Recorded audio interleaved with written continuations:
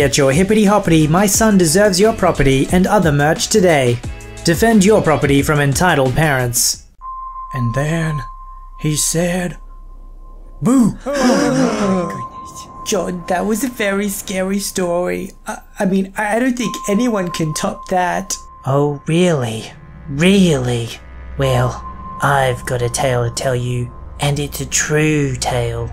What is it? The tale of the one-eyed entitled parent. Would she take people's eyeballs? No, worse. She would make unreasonable demands of people and usually project her own insecurities upon them. Wait, then why was she called the one-eyed entitled parent? I don't know, 'cause she had one eye. Give me a break. Grab your popcorn, or maybe not, because this story is both hilarious and a little bit disgusting. You'll laugh when you hear what insane thing this entitled kid does at an aquarium store. The lovely imagination of a young child. In and of itself, it can be a wonderful thing. But when it belongs to the kid of an entitled parent, you know that someone else is going to eventually be hurt in the process. What are entitled parents known for? Stealing your property, of course. But this time, the owner doesn't even try to stop them. Why isn't he afraid of losing his stuff? You'll only find out by watching this episode of VoiceyHere's Entitled Parents. This story was called Little Entitled Crap Eats Crab in Aquarium Store, and Mum Defends Him.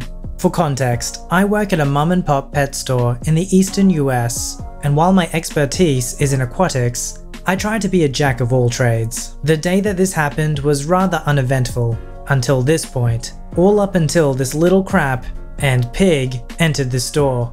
My store was pretty modest, so it was fairly easy to see customers come in and out, especially in the fish department, so I got first look at these magnificent creatures.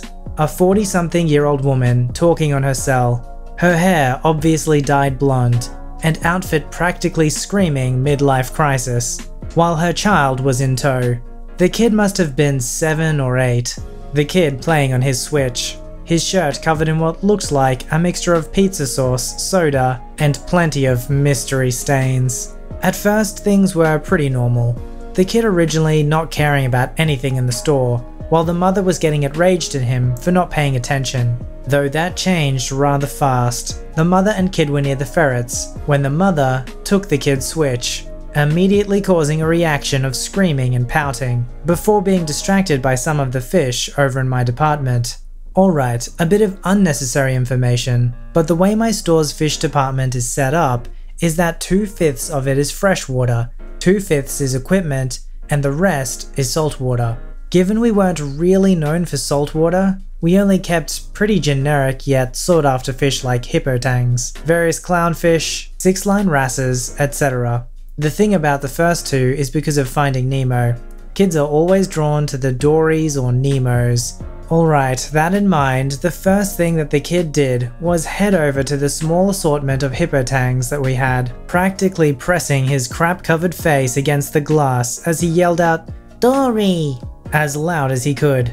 The mum held me down from algae scrubbing, and this started the encounter. I like to act casual around the workplace, as I find it lowers any sort of anxiety a customer has and makes me way more approachable. First thing out of my mouth was, "Hey there, how's your night going? Need help with something?" The mother started out our encounter with a roll of her eyes before pointing to the tang and demanding a price with a simple but rude, "How much for this thing?" It was the way she said it that was rude. After shifting gears from a casual standing to a more professional one, I simply told her that the tang was $160. He was a good size. Of course she scoffed, but what came next was a bit more worrying. The mum pulled out a $30 bill from her purse and placed it on the desk we used to bag fish, saying in an aggravated tone, "That's all you're getting. Bag him." Things start to go poorly from here. It's worth noting that it was 9:15 at this point, the store having closed 15 minutes ago, though we make it a policy not to ask customers to leave until 9:30. It was just my manager and myself at this point, my manager in the office closing down registers, so essentially it was like I was the only employee in the store. Seeing the mum placing the $30 on the table, I raised my eyebrow before leaning against the wall, simply asking her, "Do you have a saltwater tank?" She didn't take this well. she screamed without a second passing. None of your freaking business. Now bag my fish, you cocky little crap. I simply refused and slid her $30 back towards her before she slid it back, even more ticked off. I'm gonna get your butt fired if you don't bag my fish right now. At this, the kid was getting annoyed at the interaction, screaming like a banshee about how he wanted the fish, still referring to it as Dory, and beginning to stomp his feet in a tantrum. Soon enough, I was asking them to leave, so this is where I screwed up. I should have called the cops at this point, knowing that she wasn't going to leave without a fight. The kid was on the floor at this point, pounding his fist to the floor as snot dripped down his face, and the mum tried to guilt me. Sorry, sweetie. This guy doesn't want you to have the fish. He's perfectly fine with you having no fish friend to make you happy. At this point, she turned back up to me. Do you see what you did, you stupid little frick? You're breaking my angel's heart because you've been too much of a loser to sell me the fish. You know how some opera singers can break glass with their voice? This kid would have a knack for something like that. The kid was screaming as loud as humanly possible at this point, as he managed to reach into the tank. At last, my manager had made his way out of the office and was watching what was going on. The kid grabbed a piece of live rock, accidentally grabbing a long spine urchin. Angry screaming turned right to wails of pain as he pulled a rock out of the tank, a poor little pom-pom crab in tow. At this point, I was less focused on the kid, but more focused on making sure my manager was calling 911, which he did. When I turned around, I saw something that still gives me nightmares to this day. The kid had been clutching his hand, and while his mother tried to help him, something hanging out of his mouth. The poor little pom-pom crab had been crushed by this kid, the kid having shoved it into his mouth and chomping down on it, leaving a little claw hanging out of his mouth. The next 2 minutes was a strange combination of astonishment and panic. Myself telling the kid not to move his hand since he would break the spines of the urchin, while the mum began hitting me with her crappy purse, screaming that I hurt her kid. Your kid shoved his hand into a tank, one with toxic animals nonetheless, fox-face rabbitfish, and did this to himself. Calm the heck down and leave him alone, so when the paramedics get here, they can get the spines out. How dare you? You expect me to let my angel suffer? If you had just sold me the stupid fish, this would have never happened. Your kid reached into the tank and ate a crab. What the heck did you teach this kid? Don't you ever tell me how to raise my angel. He had the right to eat that crab. You took something from him, and he took something from you. By the end of this interaction, the paramedics had arrived, restraining the kid and taking him into an ambulance, as the police tried to sort things out. Unsurprisingly, the mother tried to pin everything on me, saying I threw an urchin at him. What? And he ate the crab in a panic. Equally unsurprisingly, we had the entire thing on CCTV, including the mother hitting me with her purse. Long story short, the mother was arrested for aggravated assault, as apparently she had stuffed the rock into her bag to give it the extra punch. Didn't notice until the paramedics saw me that I was bleeding on my leg from the jagged live rock. After getting a statement, the cops left, the mum and kid going off to wherever the heck the cops took them, and I got out of everything with 8 stitches and a $300 bonus from my boss for handling the situation without anyone getting seriously injured. From what I ended up hearing, the kid had actually got stung by the foxface's dorsal spines, and that sent him into a blind rage. The mum got a plea deal, and she ended up with a huge fine, some jail time, and some other stuff.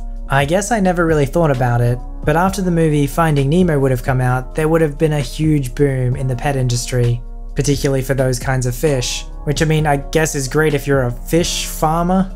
But if you were a worker at one of these pet stores, you would have had to put up with this crap all the time. I imagine they still probably do. This story was called My Child's Teddy Bear Deserves a Chair More Than Your Boyfriend. Some backstory. My boyfriend and I saved up for over a year to go on a cruise. We chose to go in March to actively avoid a lot of little children running around. For the most part, there weren't too many children, and the ones that were there weren't too rowdy. But then I encountered an entitled kid.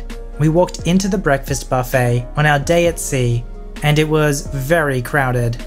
We couldn't find an empty seat, let alone an empty table. I spot a couple getting up, so I quickly snag the table while it's being cleaned off. I sit at the table and hold it while my boyfriend goes to get food. I put my beach bag and towels on the other chair to hold his spot.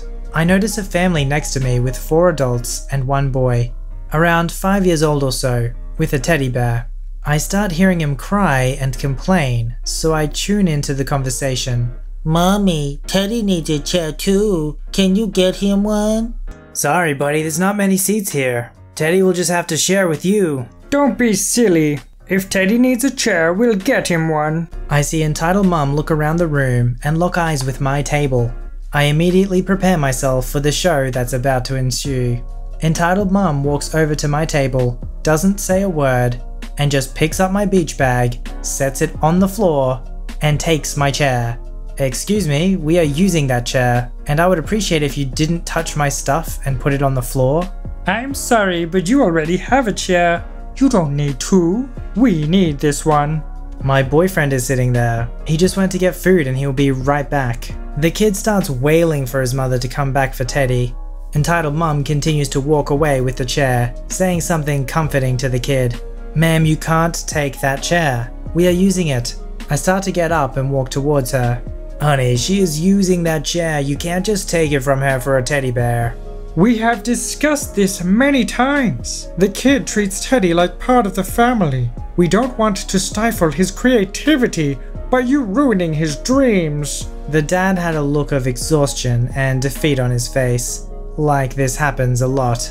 I felt bad for the guy, but I'll be darned if I let this lady take my chair for a teddy bear. I'm gonna have to take this chair back from you. I reach over and put a hand on the chair. Not her, just one hand on the chair. How dare you treat me this way? I'm just trying to raise my kid with a sense of imagination and creativity, and you are ruining it. You're ruining his cruise and childhood. Look lady, I'm all about creativity and imagination, but taking things from other people isn't the way to do it. Give me back my chair or I'm getting security. One of the other adults at this table groans and has this look of, I don't want to get thrown out again, on her face. Honey, we're leaving right now. The dad and the other 2 adults at the table look so fed up with this crap. They grab their stuff and the kid and start walking away. One of the adults whispered, I'm so sorry, to me as they walked away. Entitled kid is just screaming his head off. The entitled mum is still screaming at me and calling me names as she starts walking away. They all eventually walk away towards the door. However, the entitled mum is still holding the chair as she is walking out of the dining room. I can't help but laugh at the entire situation and end up just taking a chair from their now vacant table. 2 days later into the cruise, I ran into the dad alone and he apologized profusely for his wife and ended up buying me and my boyfriend a drink, so it wasn't all bad.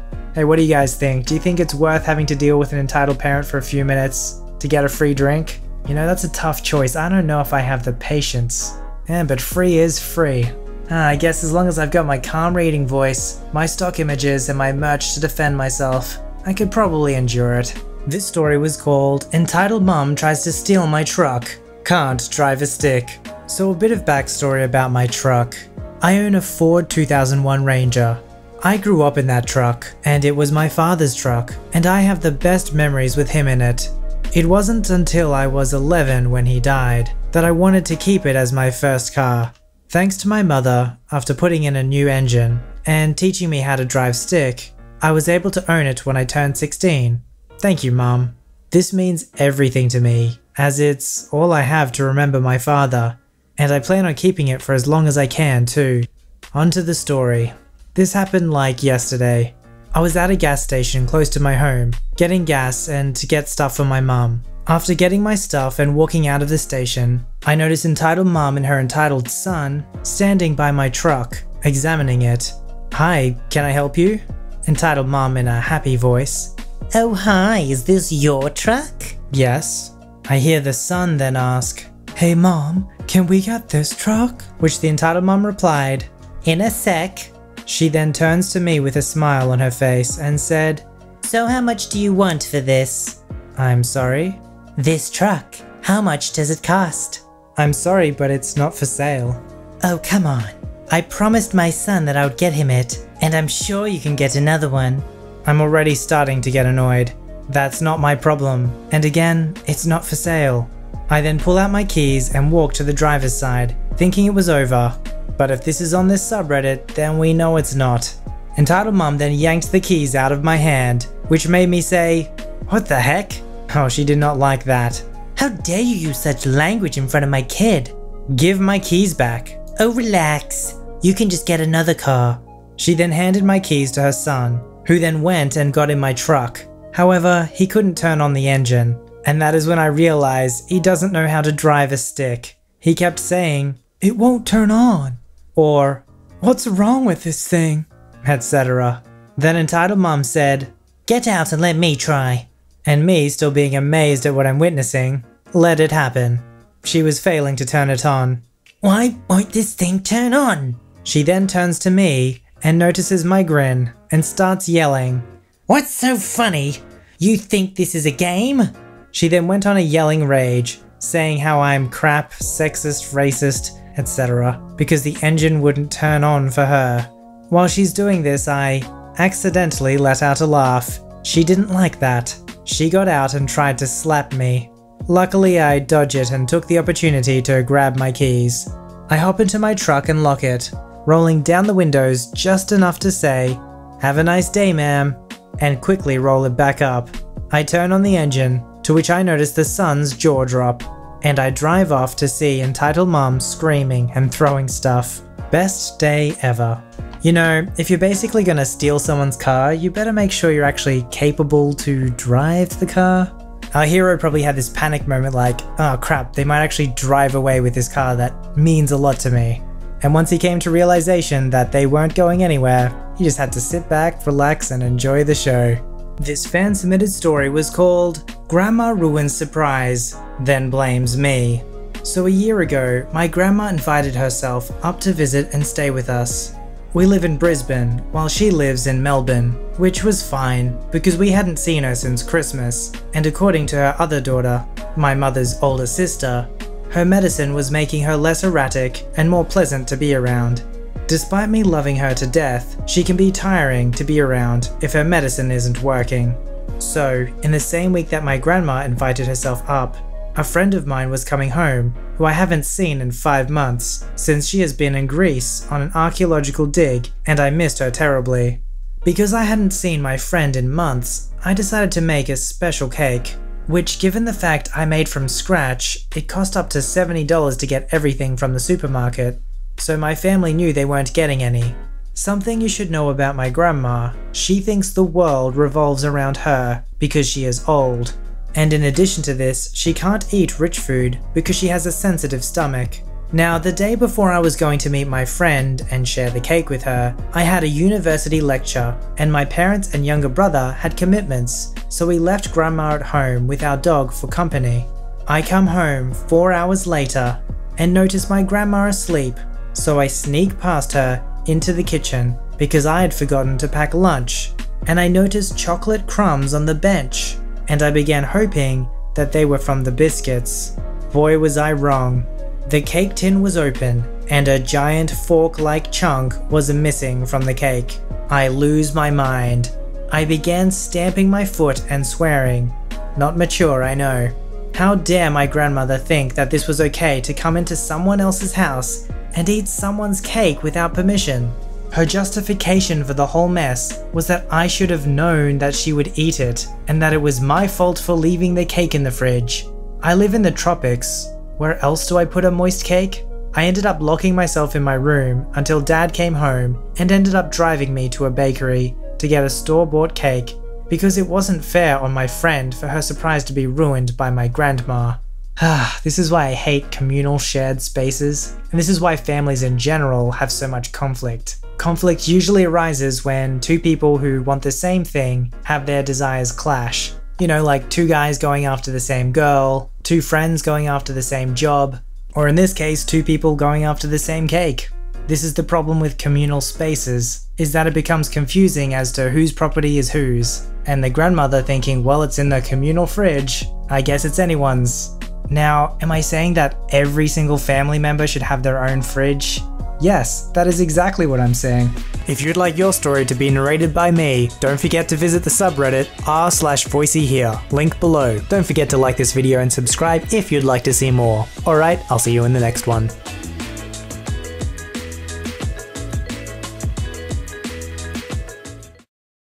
Hey mom, can we get this truck?